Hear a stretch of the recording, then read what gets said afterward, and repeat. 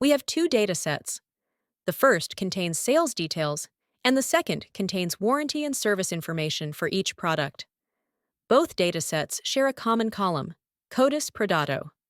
We can merge the two datasets with this column, obtaining an enriched dataset that includes both sales information, such as quantity, price, etc., and warranty information like start date, duration, etc.